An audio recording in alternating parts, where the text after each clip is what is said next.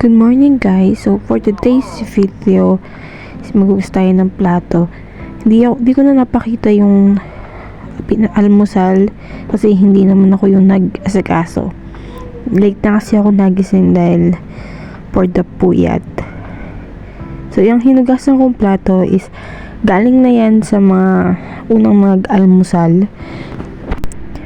Pero hindi pa ako nag-almusal diyan kasi nga nag hot chocolate lang ako dahil anong oras na.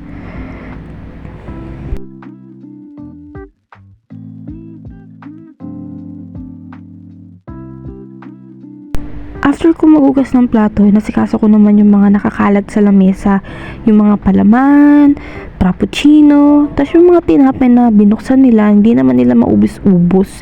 Tas ayan yung mga pinagbababa nilang mga ketchup na hindi nila maibalik sa tamang lalagyan.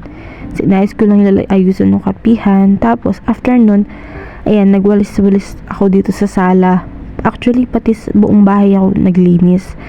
So, sala mo na lang napakita ko dahil sa kusina, sobrang matrabaho siya. Nagwalis-walis ako. And then, after nyan, tsaka ako naglampaso. So, dyan, ayan na yung part na patapos na akong maglampaso. Kasi nga, hindi ko na pinakita yung sa kusina. Dahil sa kusina talagang matrabaho. Sobrang daming malalagkit na kung anong mancha yung nasa tiles. Kaya hindi ko na pinakita. Ito pala yung aming map. Yan, ikot lang siya dyan. Tapos, doon, parang siya din na dryer. Alaman yan is Downy water and Zonrox. Tapos, ayan, nakita niya na may tiles namin. Kung gaano ka kitang-kita yung dumi kapag may mancha. Kaya, hindi pwedeng hindi mo imamap.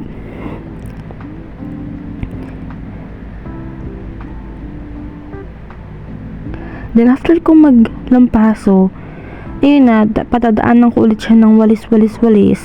Kasi nga, may natitira pa din ng mga alikabok dyan, tsaka mga buhok-buhok na hindi ko alam saan nanggagaling. Tapos, after kong maglinis na bahay, ayan, higa ako, yung tablet na iniwan ng aking Diyosawa.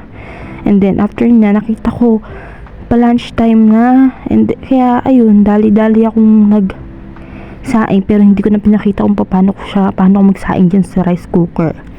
Sa gutom ako, nakita ko may tira pang spam sa lamesa. Kaya yan, kumain na ako ng kanin. O, diba? O, sige, kat, subo, kat. Di ko alam ano iisip ko dyan. Then, after ko kumain ng almusal ko, minom ako ng folic acid. Syempre, first time mom tayo, kailangan alaga si baby sa mga gamot na sinasabi ng OB natin. Ayan. Tapos after nun, tanghalian na, hindi ko na pinakita na pinagagawa ko after nun. Ayan. Nilabas ko na yung salinyasi sa freezer, sinadya kong tubig para mabilis malusaw. Nawala na yung yelo, nilagyan ko na siya ng bawang dun sa kawali. And then, nilagyan ko na yan ng sibuyas. Yung sibuyas namin sobrang lalaki, kaya ginawa ko habang nilalagay ko siya dyan, pinipiga-piga ko siya para magkalas-kalas na siya dun sa, para maghiwa-hiwalay na sila, para kalat na. And then after nyan, nilagay ko na yung toyo at yung kalamansi. So, ganun ako mag-adobo guys. Pinagsasama ko muna yung kalamansi or yung suka tsaka yung toyo. Tapos titikman ko kung okay na yung panlasa. And then lalagyan ko na naglagay ako ng maraming paminta kasi ayun yung gusto ng aking lola.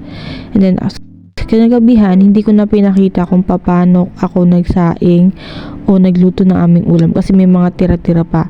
Dahil pagsapit ng gabi, ayan, kausap ko ng aking Diyosawa. Ayun lang. Bye!